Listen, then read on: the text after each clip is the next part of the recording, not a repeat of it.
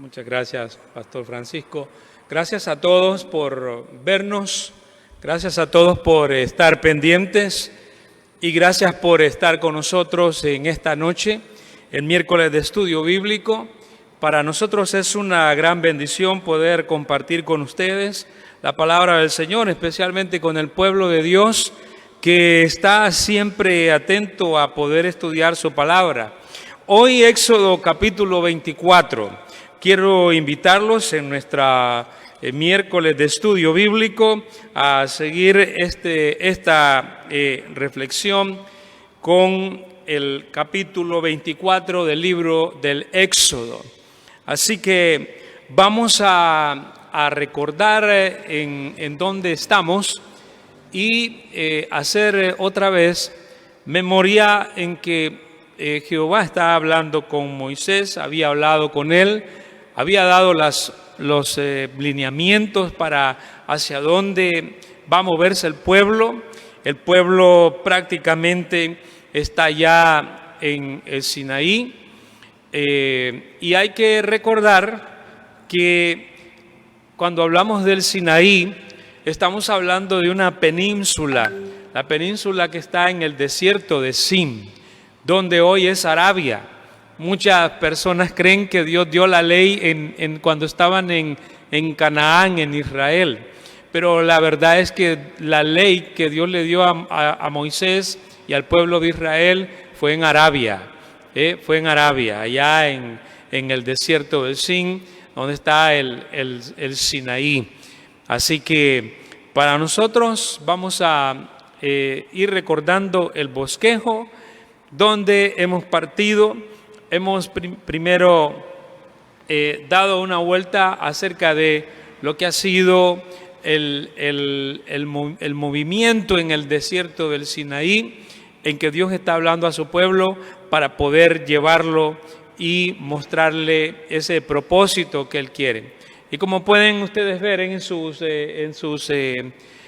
pantallas, pueden ver que hemos dividido el bosquejo en cuanto a la llegada al Sinaí, la teofanía que Dios hizo en el Sinaí y por supuesto también el decálogo que Él entregó, que va del capítulo 19:1 hasta el 20:21, los 10 mandamientos que estudiamos. La otra parte es lo que se llama el Código de la Alianza, que es el capítulo 20:22 hasta el 23:33. Ese se llama el Código de la Alianza. Ese código Dios lo dio camino del pueblo hacia el Sinaí. Y cuando llegaron al Sinaí, ellos tienen un pequeño código que se llama el Código de la Alianza.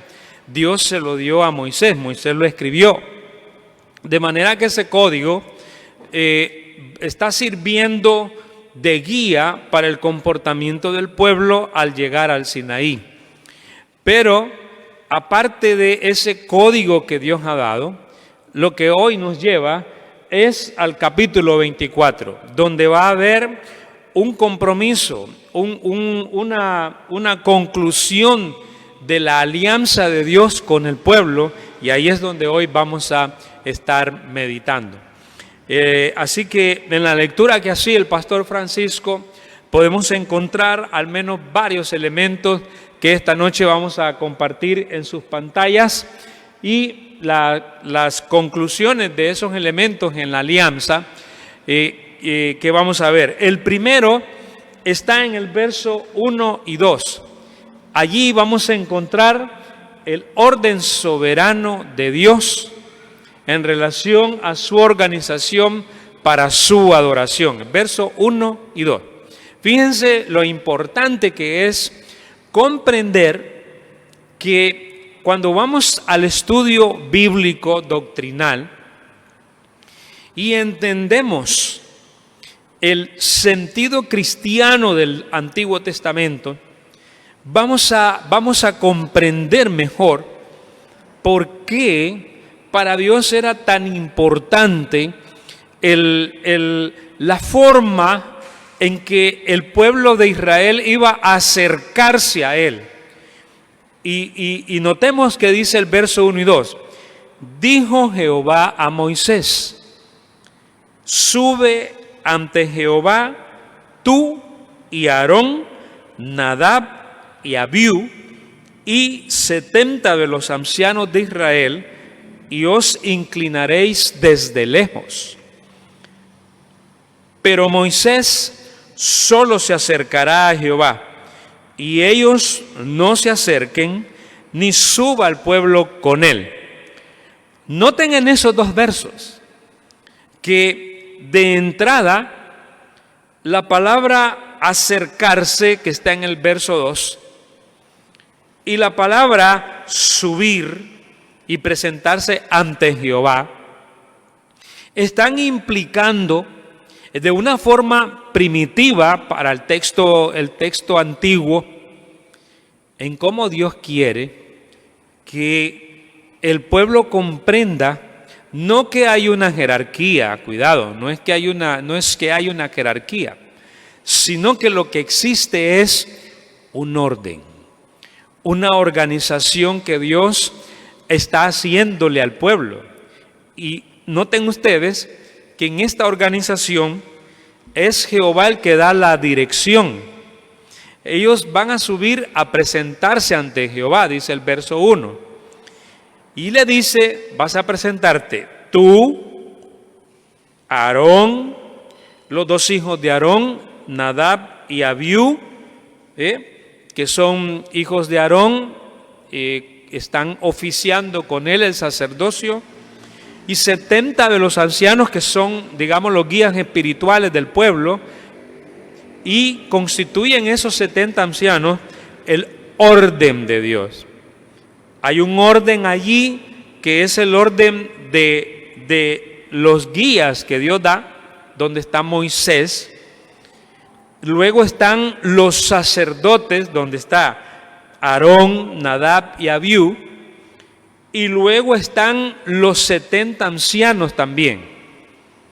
No es que hay una jerarquía de poder, sino que es una organización que Dios nos está enseñando que Él, desde un principio, impone y nos dice que hay un orden que Él ha establecido para ser adorado, para que uno se acerque a la manera correcta de adoración a Dios.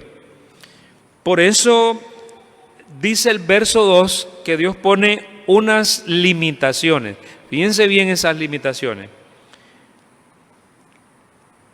Pero Moisés solo se acercará a Jehová, y ellos no se acerquen, ni suba el pueblo con él. Esto quiere decir algo que para nosotros en nuestro estudio bíblico tenemos que entender. Hay un orden establecido por Dios para la organización de la forma en cómo vamos a adorarle, la forma en cómo tenemos que rendirle culto, la forma en cómo Dios estipula que sí y que no acepta a Él dentro de la forma en cómo adoramos. Por eso es que es muy importante cuando ponemos el sentido cristiano del Antiguo Testamento, y si entramos al Éxodo en esta parte, entendemos que desde un principio Dios dice que Él tiene una organización en su pueblo. Esa organización no es que impone una jerarquía, sino que lo que Dios pide es que en la forma en cómo Él organiza a su pueblo, el pueblo y cada uno de los guías espirituales, tomemos conciencia de que no podemos hacer las cosas como nosotros creemos que deben de hacerse, sino que hemos de hacerlas de acuerdo a la palabra de Dios, al diseño que Dios nos da en la forma en cómo la iglesia debe organizarse. Y lo decía en una prédica al pastor Francisco, la forma en que hay que entender que Dios ha estipulado claramente cómo se organiza la iglesia. Aquí fue claro en decirles a ellos, ok, todos van a inclinarse ante mí desde lejos, verso 1, pero Moisés solo se acercará a Jehová, y ellos no se acerquen, ni suba el pueblo con él. En otras palabras, Dios quería que el pueblo entendiera que había uno que él designaba como el vocero de Dios para el pueblo. Y habían otros que Dios designaba como los sacerdotes que oficiarán el culto, que oficiarán la forma de sacrificio hacia Dios. Y ahí es precisamente donde el texto nos pone a pensar. Nos pone a pensar de que Dios llama en la iglesia a unos, dice Efesios 4, quisiera ir allá para que ustedes lo recuerden, ustedes que están presentes aquí y los hermanos que están también allá en casa, podamos recordar lo que Pablo le dice a los efesios en esta carta, en el capítulo número 4, cuando les dice así, verso 11, Efesios 4, 11 en adelante, escuchen bien. Y él mismo, o sea, Jesús, está hablando de Jesús, constituyó a unos apóstoles, a otros profetas, a otros evangelistas, a otros pastores y maestros, y a fin de perfeccionar a los santos para la obra del ministerio, para la edificación del cuerpo de Cristo. Es lo mismo. El mismo principio de orden se vuelve a ver en el Nuevo Testamento. Solo que hay que entender, para no sacarlo del contexto, Dios no estaba creando grupos de jerarquía. O sea, Moisés está arriba, luego sigue Aarón, luego siguen los príncipes, luego sigue el pueblo. No está estableciendo Dios una jerarquía. Está estableciendo un orden. Un orden. En ese orden no podía existir jerarquía por una razón. En la adoración a Dios, todos nosotros, absolutamente todos nosotros, en la adoración a Dios somos iguales. De manera que en la iglesia también los pastores, los maestros, los evangelistas, todos somos iguales ante Dios. Esto significa que no existe una jerarquía de hombres con poderes especiales para administrar la adoración a Dios. Eso no existe. Hoy en día, por ejemplo, podemos encontrar nosotros en los movimientos neopentecostales, con respeto decimos esto, que el hecho de que algunos creen que el apóstol, con A mayúscula, que se suelen llamar estos hombres, tienen poderes especiales para ungir ministerios. Y eso la Biblia no lo enseña.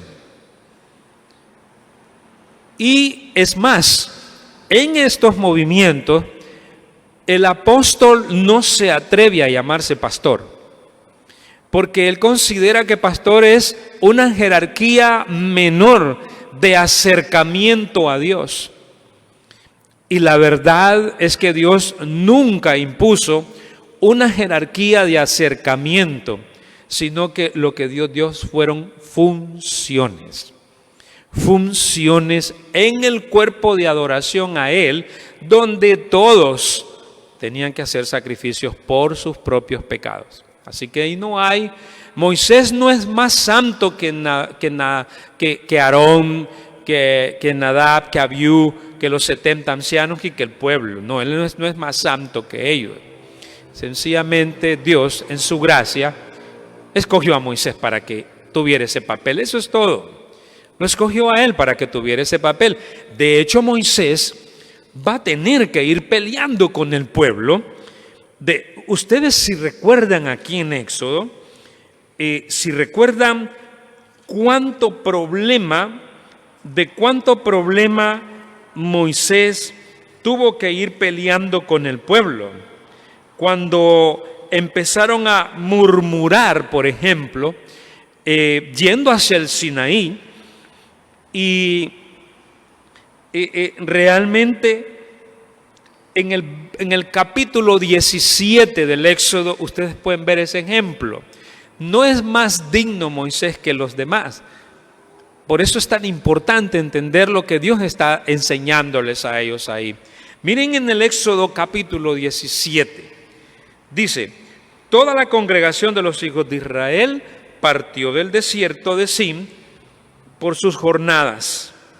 Y dice: conforme al mandamiento de Jehová, y acamparon en Refidim, y no había agua para que el pueblo bebiese. Y altercó el pueblo ¿con quién? Con Moisés. Y dijeron: danos agua para que bebamos. Y Moisés les dijo: ¿por qué altercáis conmigo? ¿Por qué tentáis a Jehová? Él lo tiene claro. Él solo es un criado de Dios. Él solo es un representante de Dios. Así que el pueblo tuvo ahí sed y murmuró contra Moisés y dijo: ¿por qué nos hiciste subir de Egipto para matarnos de sed a nosotros, a nuestros hijos y a nuestros ganados? Entonces clamó Moisés a Jehová diciendo: ¿qué haré con este pueblo? De aquí a un poco me apedrearán. Y Jehová dijo a Moisés: pasa delante del pueblo y toma contigo de los ancianos de Israel, y toma también en tu mano tu vara con que golpeaste el río, y ve. Y he aquí yo estaré delante de ti, allí sobre la peña en Horeb. La golpearás y saldrá de ella agua, y beberá el pueblo. Y así lo hizo Moisés. Noten que Dios le dice a Moisés: tú solo golpea la piedra, yo estaré ahí presente. Y eso es lo que tenemos que entender, que Dios en su soberana voluntad escogió a Moisés. Moisés no es mejor que nadie más, solamente es que Dios en su sistema de adoración en su pueblo llama a hombres y mujeres para que le sirvan, no por mérito personal, sino por gracia. Por eso Moisés dice: ¿yo quién soy? Y recurre a Dios y le dice: este pueblo me va a apedrear. Y Dios le dice: haz como yo te digo. Entonces hay que entender que Dios ha nombrado a Moisés. Y esto también nos enseña que los guías espirituales tenemos la responsabilidad de enseñar siempre al pueblo de Dios cómo es la forma en que Dios quiere ser adorado. No en vano están los hijos de Aarón ahí, Nadab y Abiú, a quienes conoceremos más adelante que Dios los va a matar por no haber cumplido con una función como Dios determinó la forma en cómo acercarse. Lo veremos más adelante. Así que Dios dice ahí: ellos no se acerquen ni suba el pueblo con él. Así que Dios tiene una forma de organizar las funciones de cada persona en la iglesia para que le adoremos. No es por mérito, sino por gracia de Dios. Eso tenemos que entenderlo en el texto. Segundo, verso número 3. Fíjense ahora del 3 al 7. Y Moisés vino y contó al pueblo todas las palabras de Jehová y todas las leyes, y todo el pueblo respondió a una voz y dijo: haremos todas las palabras que Jehová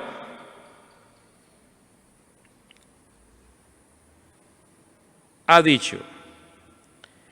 Y Moisés escribió todas las palabras de Jehová, y levantándose de mañana, edificó un altar al pie del monte, y 12 columnas según las 12 tribus de Israel.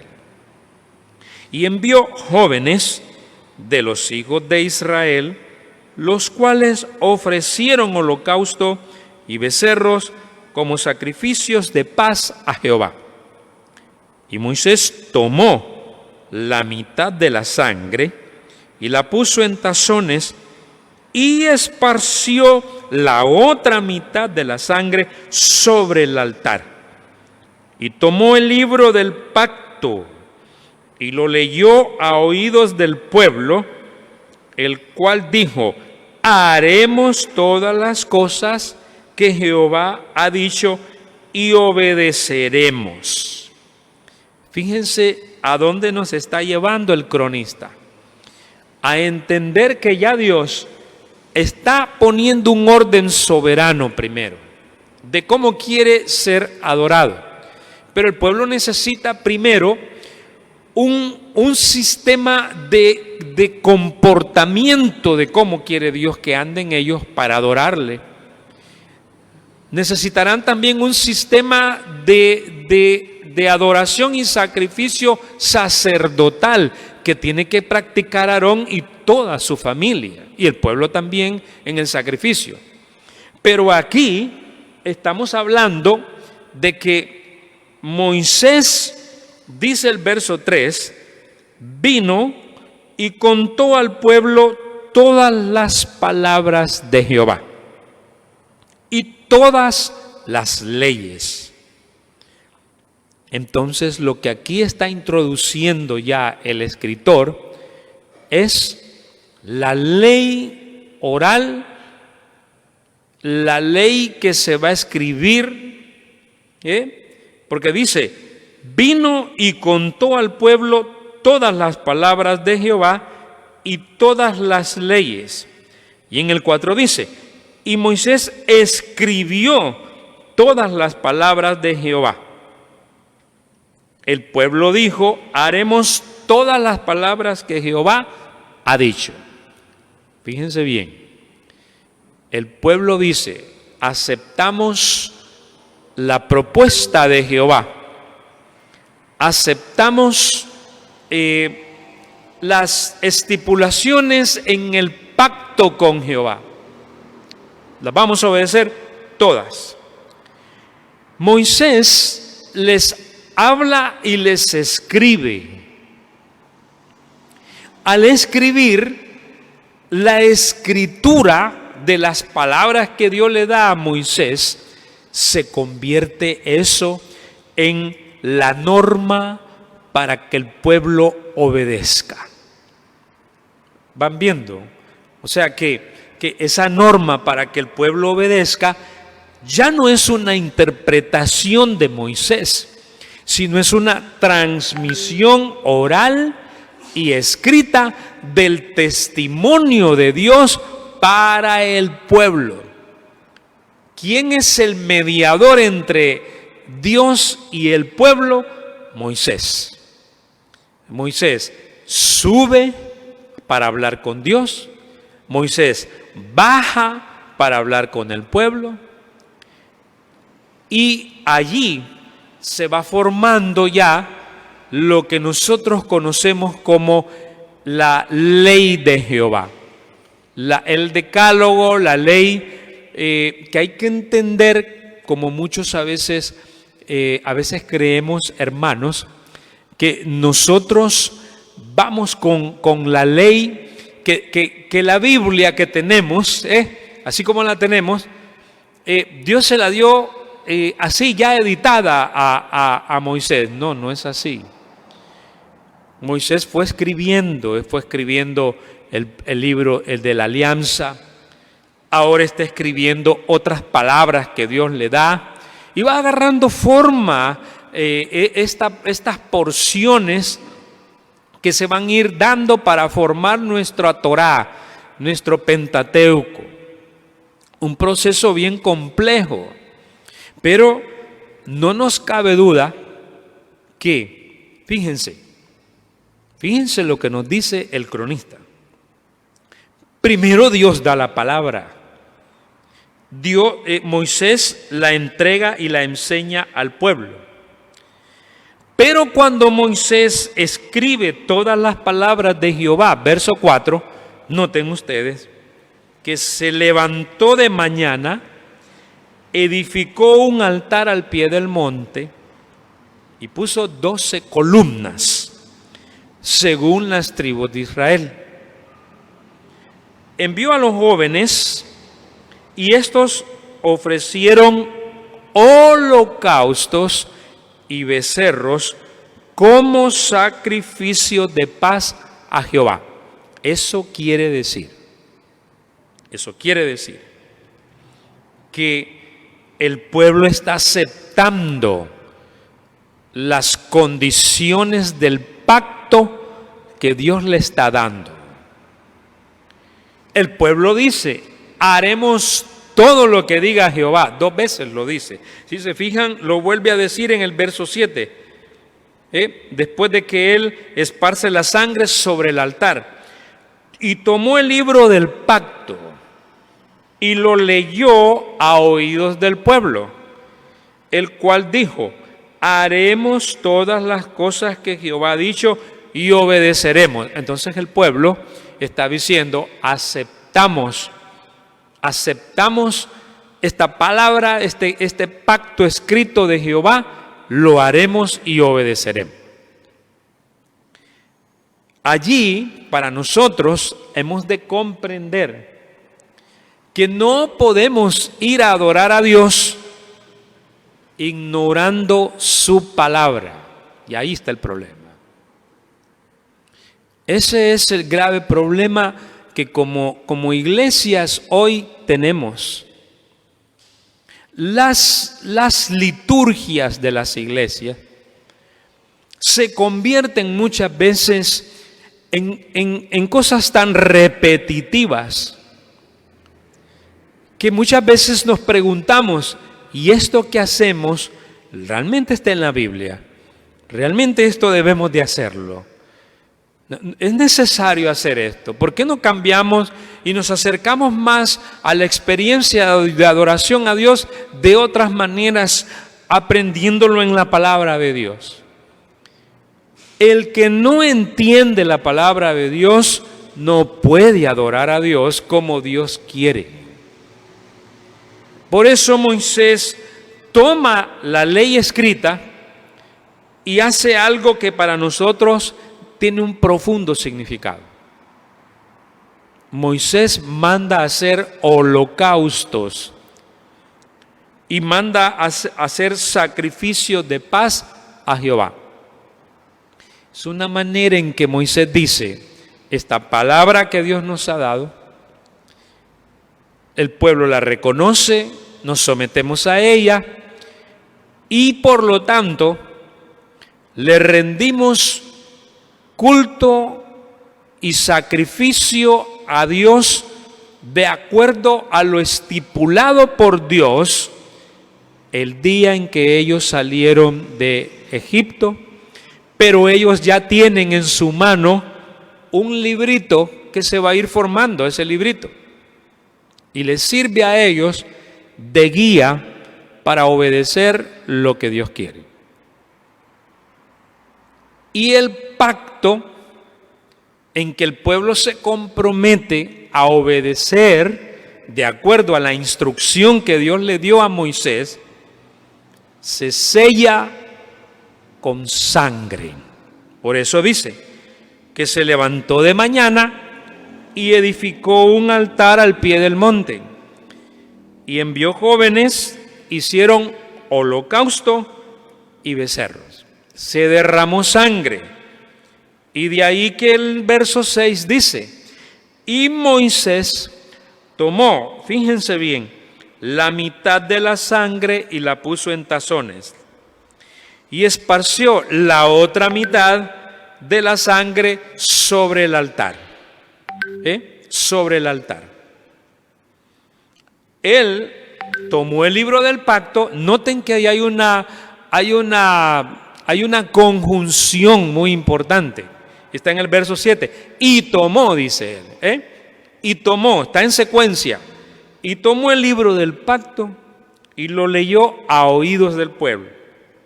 Y el pueblo dijo: haremos todas las cosas que Jehová ha dicho y obedeceremos. Entonces Moisés, cuando el pueblo dice, nos comprometemos con esta palabra a cumplirla toda como Dios dice, ahora Moisés entra a un punto muy pero profundo en cuanto a entender este capítulo 24. ¿A qué entra? Verso 8, a la sangre como símbolo del pacto. Porque es un símbolo, esa sangre es un símbolo. Dice el verso 8, entonces Moisés tomó la sangre y la roció ¿sobre quién? Sobre el pueblo. Y Moisés dijo, he aquí la sangre del pacto. Así se llama esa sangre, la sangre del pacto. Así se llama esa sangre. No es cualquier sangre, pero es un símbolo, cuidado. Pero es símbolo de una realidad espiritual que vendría en el futuro para este pueblo, pero eso ellos no lo pueden ver todavía. Así que es la sangre del pacto. ¿De cuál pacto? Dice, que Jehová ha hecho con vosotros sobre todas estas cosas. Noten que Moisés dice que es el pacto que Jehová ha hecho sobre todas estas cosas. ¿Van viendo? ¿Sí? Esa sangre tiene su realidad final en Jesucristo.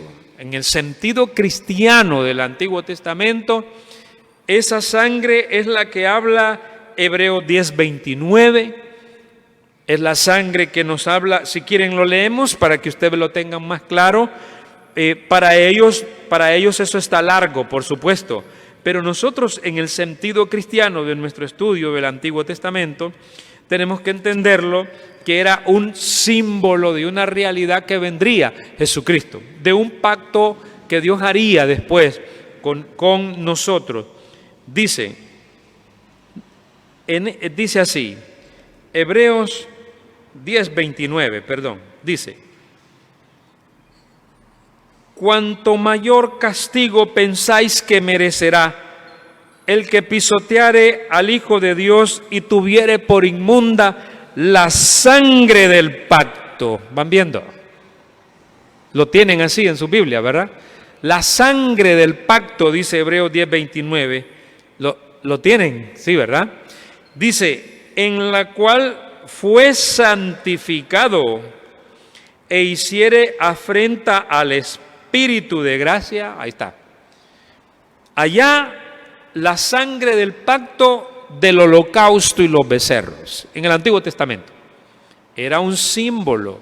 ¿Cuál símbolo? Símbolo de la sangre que se derramaría de Jesucristo para hacer un pacto no como este que está aquí en el Éxodo, sino un pacto para siempre, ¿verdad? Y Jesús lo dijo, tomó el cáliz y dijo, yo hago un nuevo pacto. En Jeremías 31 está ese nuevo pacto también. Pero en nuestro Éxodo tenemos que entender que aquí el pacto se hace con sangre de animales. Y con ese pacto los judíos llegaron a entender que es un pacto de vida, porque la vida para un judío está en la sangre. Se derrama sangre, se derrama la vida. ¿Van viendo? Se derrama sangre, se derrama la vida. Y ahí es donde tenemos que entender que cuando en el sentido cristiano la iglesia comprende que la sangre de Jesucristo derramada en la cruz del Calvario santificó nuestras vidas, la santificó no como lo hacían estos becerros y este holocausto, porque aquí solo es un símbolo, aquí no es una realidad espiritual, es un símbolo. En la cruz del Calvario ya no es un símbolo, es una sangre. Pero esa sangre del pacto que aquí vemos nosotros es sangre, escuchen bien, en el Éxodo es sangre de animales que tienen un símbolo que apuntará al futuro, a la sangre de Dios, que así es como uno debe entenderlo. Es la sangre de Dios la que se derramó en el Calvario. Para que Dios sangrara, era necesario encarnarse. Y en esa encarnación, la sangre que se botó en el Calvario, porque Jesús botó toda su sangre, es la sangre de Dios. Aquí está en un código de simbología. Y nosotros tenemos que explicarlo en su sentido cristiano. Pero para un judío, que uno le explicara que Dios iba a vertir su propia sangre y iba a morir, era algo que un judío no aceptaba. Era algo que un judío no entendía, no lo podía asimilar. Así que había que actuar en pura simbología hasta que Dios en el futuro diera la realidad de estas cosas. Sí, ¿verdad? Fíjense también, una vez sellado el pacto con sangre, que en simbología representaba la vida, esa sangre del pacto, está allí un elemento que nosotros también debemos de entender. Cuando en el mundo antiguo se hacía un pacto, el pacto mismo, después de celebrarse entre dos partes, se cerraba el pacto con un banquete y bebida. Entonces, miren lo que pasa en el verso 9. Y subieron Moisés y Aarón, Nadab y Abiú, y 70 de los ancianos de Israel. Vuelve a subir el grupo. Y dice el verso 10. Y vieron al Dios de Israel. Y había debajo de sus pies como un embaldosado de zafiro, semejante al cielo cuando está sereno. Mas no extendió su mano sobre los príncipes de los hijos de Israel, y vieron a Dios y comieron y bebieron. ¿Se dan cuenta? Sí, ¿verdad? ¿Sí? 2 veces dice que vieron a Dios, en el 10, ¿sí? Y al final del 11. Sus Biblias tienen que decir que vieron a Dios. ¿Qué quiere decir que vieron a Dios? Bueno, tenemos que entender dentro del mismo texto que no está diciendo que vieron a Dios en esencia. Lo que ellos están teniendo es una experiencia de una manifestación, de una teofanía de Dios. No explica el escritor que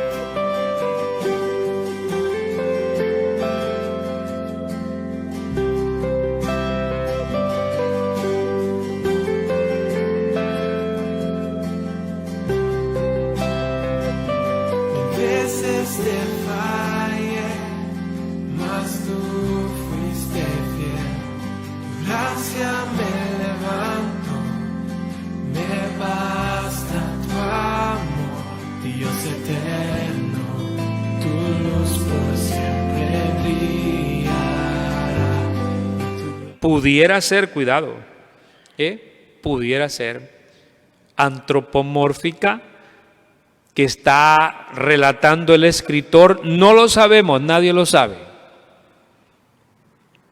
Dice, debajo de sus pies. Juan, por ejemplo, ve en el Apocalipsis a uno que está sentado en el cielo. ¿Se acuerdan? Apocalipsis 5. Lo ve sentado en el trono.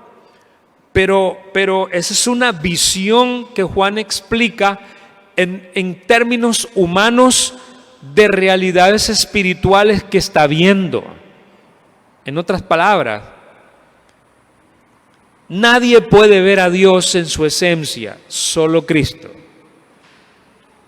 Aquí entendemos que es una manifestación gloriosa de Dios por medio de algún elemento que ellos vieron. No sabemos exactamente qué. Él solo nos permite entender que había como un embalsado de zafiro. No es que era un embalsado, era como un embalsado de zafiro, semejante al cielo cuando está sereno. Y dice que aparte de eso, no mató a los príncipes de los hijos de Israel. Eso quiere decir que vieron a Dios y no murieron. Y comieron y bebieron. Sellaron un pacto. Y tuvieron una visión de gloria de Dios.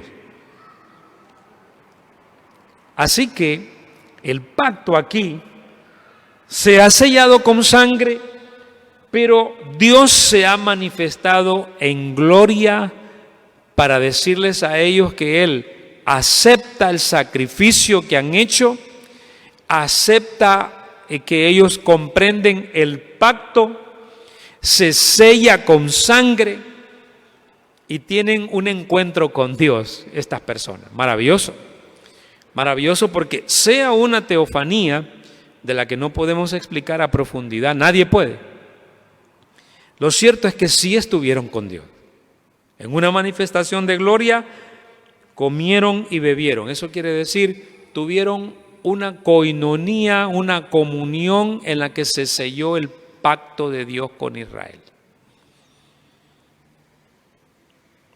Una vez sellado el pacto, entonces finalmente Dios da un paso con este hombre Moisés.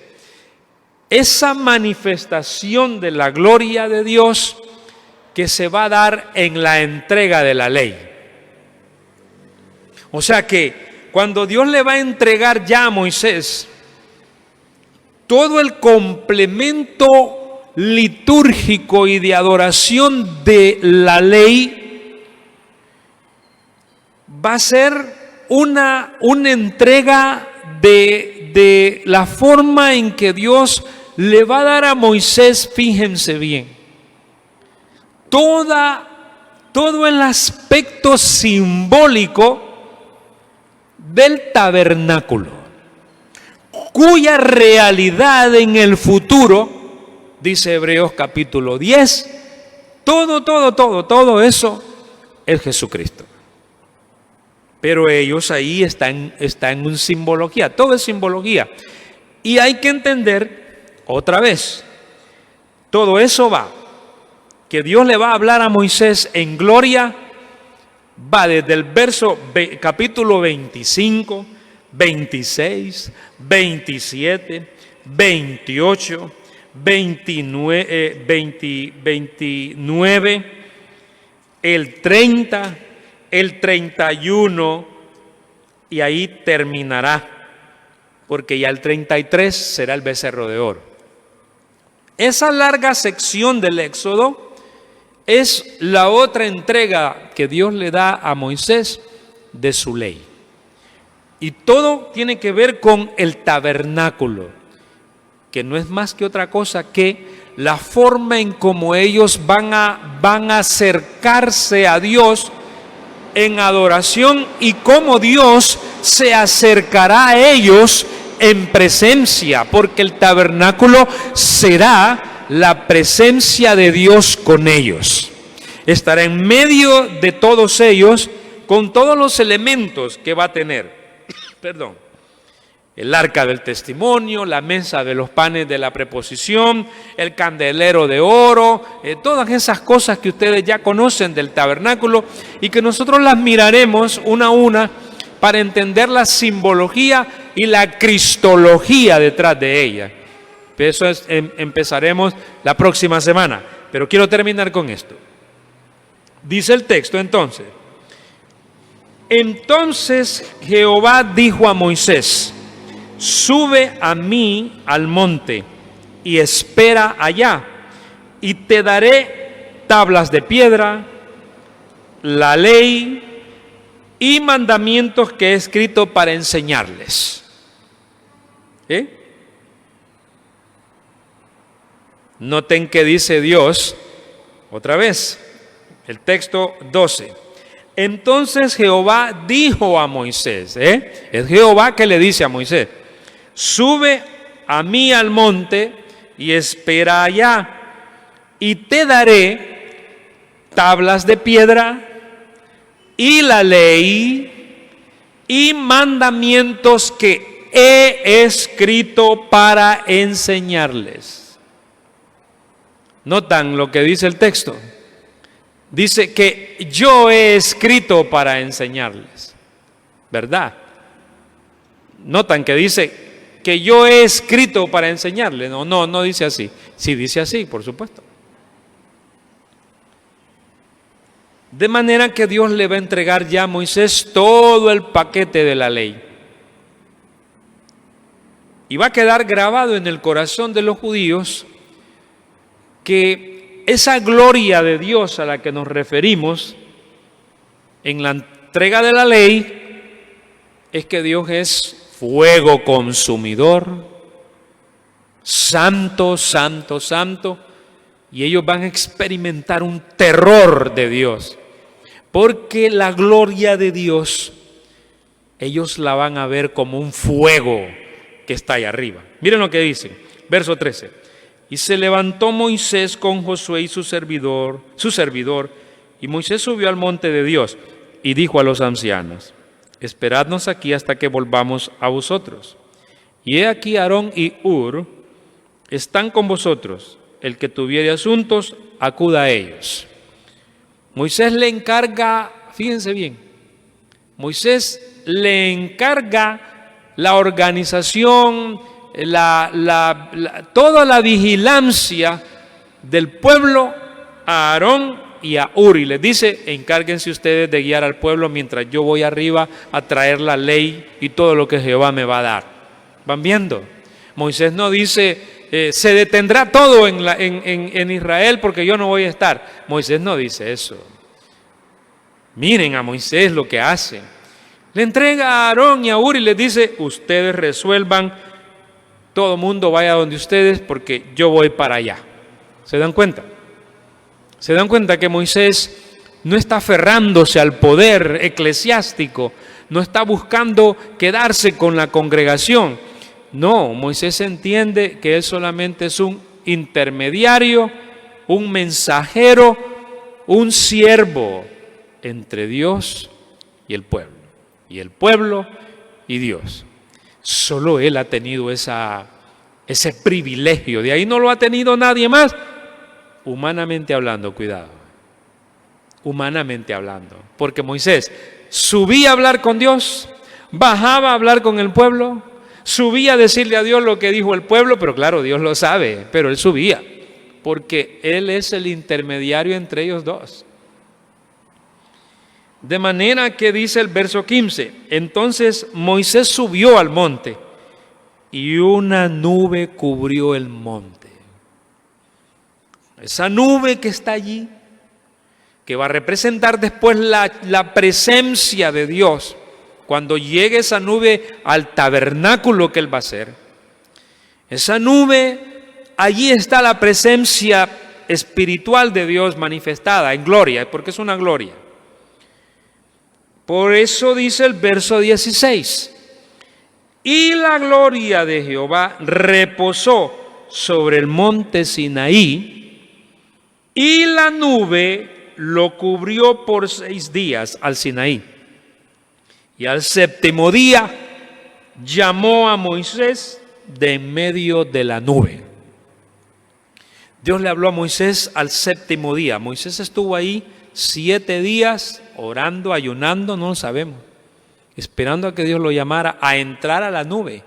Moisés no podía moverse hasta que Dios le dijera si venía o no venía. De manera que entonces dice el verso 17, y la apariencia de la gloria de Jehová. Por eso hay que entender que está diciendo que es la apariencia de la gloria de Jehová. Pareciera, la apariencia es esta, porque humanamente hablando, así es como él la describe. No hay palabras humanas para describirlo, pero él dice, la apariencia de la gloria de Jehová, dice el que está narrando a nosotros el Éxodo, era como un fuego abrasador en la cumbre del monte a los ojos de los hijos de Israel. Era un fuego abrasador, como digamos, si ustedes han visto los incendios que hay en Australia o en California. Así era lo que estaba pasando en el monte Sinaí. El pueblo miraba de esa manera la gloria de Dios. Y dice el verso 18, finalmente, y entró Moisés en medio de la nube y subió al monte, y estuvo Moisés en el monte 40 días y 40 noches. Vamos a terminar ahí diciendo lo siguiente. Entrar en la nube era una invitación de Dios para Moisés. Moisés obedece y entra en la nube y entró en medio de la nube. Y allí en medio de la nube se encontró Jehová y Moisés. Y a partir de ahí veremos de la próxima semana que Jehová le va a dar a Moisés un borrador, un esquema, una minuta, un dibujo de realidades espirituales que están en el cielo, invisibles para nosotros, pero que Él las tiene que traducir en simbologías para el pueblo de Israel, que en el futuro todas esas simbologías van a ser explicadas en Jesucristo. Pero eso lo veremos la próxima semana. Gracias por estar con nosotros, gracias por habernos acompañado. Les invitamos a seguir adelante estudiando el Éxodo. Vamos a ir descubriendo el sentido espiritual de la adoración a Dios en cada elemento que vamos a descubrir en el tabernáculo. No se lo pierdan. Trataremos de traer imágenes para que ustedes ahí en la web las puedan estar viendo mientras vamos explicando. También las tendremos aquí presentes, pero damos gracias a Dios por haber estado con nosotros y agradecemos a ustedes por seguir siempre orando por este ministerio de la IBM. Así que te saludamos todos nosotros, te deseamos que Dios te bendiga en el nombre de nuestro Señor Jesucristo. No olvides sintonizarnos, vernos siempre, IBM, Iglesia Bautista Metropolitana HN en el Facebook. Y muy pronto estaremos en el Spotify para que puedas oír y seguir toda nuestra transmisión y puedas oírla en tu carro, en donde quiera que estés, vas manejando, podrás oírla en Spotify. Muy pronto, todas nuestras grabaciones allí estarán para ustedes. Por hoy, damos gracias al Señor por haber estado con nosotros. Te saluda el pastor Pablo Rodríguez, toda la IBM. Deseamos que Dios bendiga tu vida y continúes adelante sirviendo a Dios y conociéndolo en este estudio del Éxodo, adorándolo en su gloria, en su majestad y en su santidad. Que Dios te bendiga grandemente.